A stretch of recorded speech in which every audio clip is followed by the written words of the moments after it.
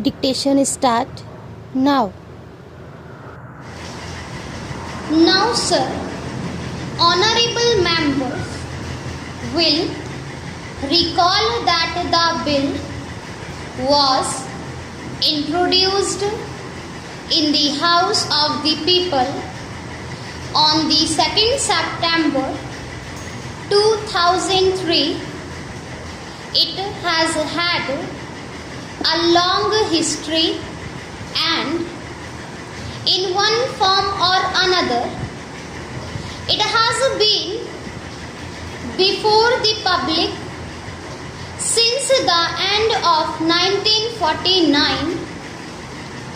In the statement of objects and reasons, the various stages through which the bill has passed since 1946 have been summarized, and I need not recapitulate on this occasion the circumstances in which the then Government of India took the decision in early 1946 to initiate an inquiry into the reform of our company law.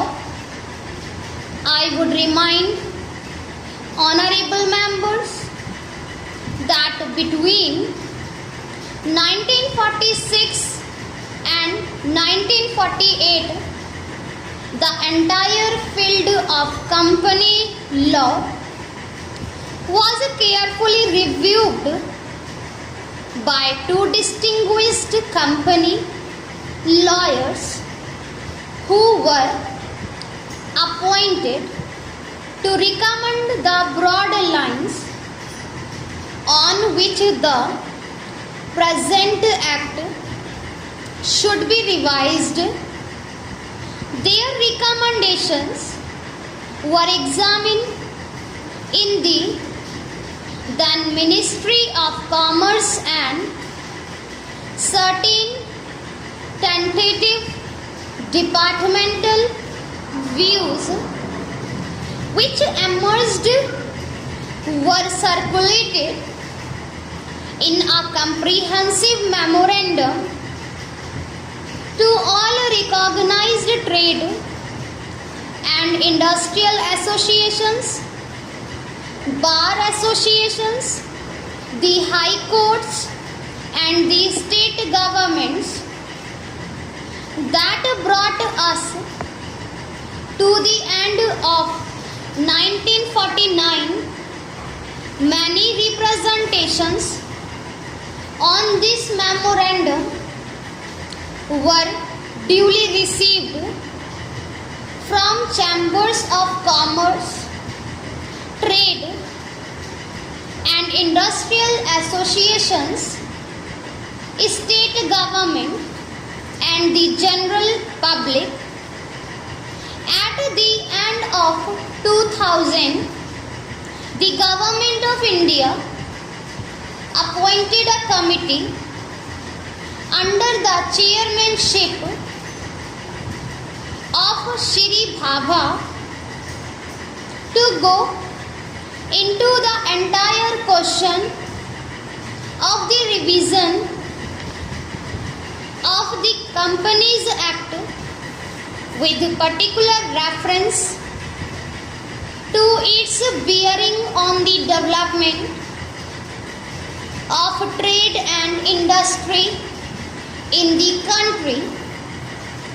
This committee examined a large number of witnesses in many parts of the country and submitted its report.